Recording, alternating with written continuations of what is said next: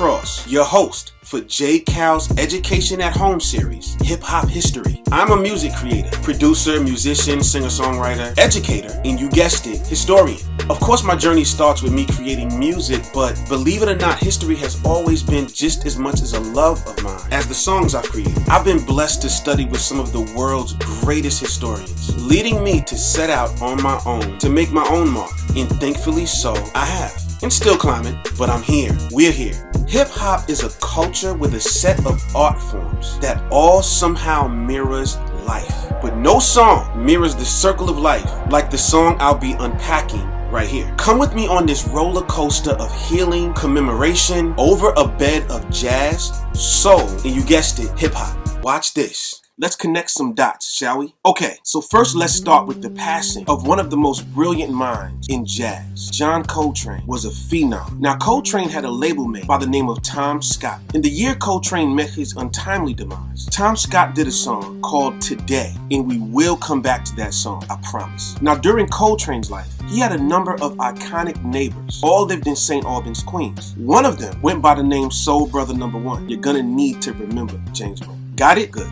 Now, in this same year, a young man was born by the name of Troy Dixon. You know him. You might not know it yet. Okay, skip to the next year. Up in New Rochelle, New York, a young man named Corey was born. Now, fast forward 2 more years, a young man was born in the Bronx by the name of Peter. Now, Peter moves out of the Bronx into a neighborhood called Mount Vernon. But first, his big cousin, also born in the Bronx, moved to Mount Vernon. So now Peter, Dwight, Troy move on to the same block in Mount Vernon. Are you following me? Good. Now, while those three are on the same block in Mount Vernon, Corey's mother met a man from Queens, and Corey's mom got married in the house. You following me? Corey, from New Rochelle, moves to St. Albans, Queens. You know, where Coltrane once lived, James Brown. Okay?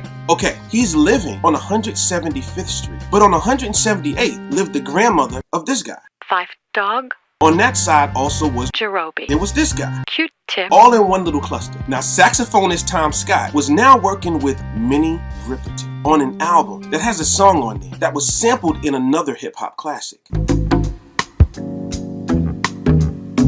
While this is happening, Corey moves to another neighborhood in Queens, Queens Village, a place where ultimately this girl ended up living. Guess who used to come to that neighborhood for Thanksgiving, cookouts? Peter from Mount Vernon. Corey and Peter still have not met one another. Now, Corey felt such a connection to his roots up in New Rochelle that he moved back up there where his grandfather in the family was. Corey knew that's where his destiny lies. Now, once Corey gets into Mount Vernon High School, guess who he meets? Peter, finally. The fact that Peter's father was an avid vinyl music collector in Corey's household was all about jazz. They connected. Jazz, hip-hop. Now, I have to interject right here and say one thing about Corey. His heroes was his family members, and one of his very biggest heroes was his grandfather. You see, his grandfather was once supposed to be a doctor, but he had a child at 13, but they still called him Doc, so Corey called him Papa Doc. Corey mimicked the way he walked, dressed, even paid attention to the cadence in how Papa Doc spoke. Corey said if Papa Doc was a rapper, he would be CL Smooth. CL Smooth. So CL Smooth was born based on his hero, Papa Doc. But back to Peter. By this point, not only was he DJing, but let's take the liberty of calling him by his professional name, Pete Rock. Now, at this time, his big cousin Dwight, who we would know today as Heavy D, walks into Rush Management, Russell Simmons' company, unannounced to get a deal. It was Russell's artist-turned-partner, Andre Harrell, who caught the vision. He got it. Now, picture this. The phone rings. On one end of the phone, it's a young lady. On the other end, a guy. The woman says to the guy, "Thank you so much for playing your instrument on my song. They say my song is about to be a huge hit. Thank you." The man she was talking to was Tom Scott. The woman on the other line was none other than Whitney Houston. And the song that he played on was this. Yes, I'm saving all my love for you.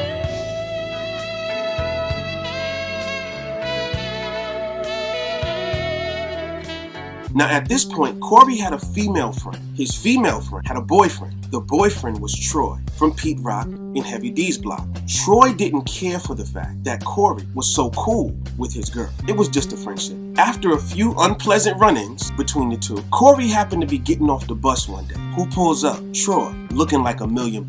Because by this time, Heavy D and the boys were out there and they were doing their thing. The uneasiness between the two was still in the air. One thing led to another, and Corey and Troy ended up in what was one of the biggest fights in Mount Vernon, right in the middle of the street, in front of a place called Big Lou's. Now, some of you see where I'm going with this. I got you. This whole thing was very unpretty. It got very serious. But praise be to God, everyone was able to see another day. But not before Big Hev had to step in and fix it. Not only had the matter been resolved, but Corey and Troy became family.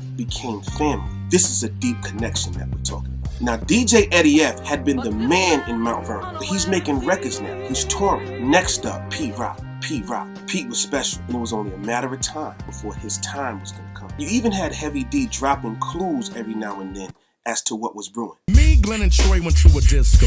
Pete Rock and CL Smooth was on stage drinking Cisco. So as Pete Rock and CL Smooth are in the studio, working on what would end up being their first album, Mecca and the Soul Brother, Heavy would be in the studio. A lot of the Mount Vernon crew would be in the studio. And guess who was in the studio with them? Even giving CL votes of confidence, Trouble T. Because he wanted nothing more than to see his little brothers fly. It's at this point I have to stop the story and do the inevitable, tell this part of it. Pete Rock's phone rings, and at first he's trying to make out who it is. He realizes it's his big cousin, Heavy D, and he had never heard him sound like this before. What he was saying, Pete knew what had happened. Trouble T. Roy passed away. What now? The music became their medicine. Pete is in his house, listening to this one song for days, in tears. This one record he kept spinning. The song was called Today. And at this moment, I think you kind of see how this thing is coming together. Because that song he was listening to, that was consoling him, was by none other than Tom Scott. So as he's listening, the bass line of this song caught his ear, went to the sequencer, and put it together. Well, Pete is over on the DJ equipment and just kind of scratching in segments of this Tom Scott song. Well, it gets to a certain point where Tom is soloing, and there was a magical moment in that song, and Pete caught it. And for good measure, he went back to those Thanksgivings and those summers in Queens, to that neighborhood that his partner CL was from. Remember when I told you to remember James Brown was in that same neighborhood? Well, Pete took those drums, resequenced them to make those drums say what he wanted them to say. As for CL, his one-time enemy turned family was gone, but he knew he wanted to dedicate something to him. So CL took the first letters of Troy's name and created the title, They Reminisce Over You. Now check this out. Remember when I said CL's superheroes was his family? In the beginning of They Reminisce Over You, he's talking about strangers. By the end, you know them, and they are now your family. Now check it out. Think about this. CL only shared that platform of his heroes with one person, Troy Dixon, Trouble T. Roy. This entire piece has been a love letter to the black family. Rest in peace to Trouble T. Roy, not to mention the legend himself, Heavy D. Thank you for checking us out here at JCAL Education at Home series. In our next episode, we will be discussing a true hip-hop anthem. An anthem that represents for their city like no other. See you then.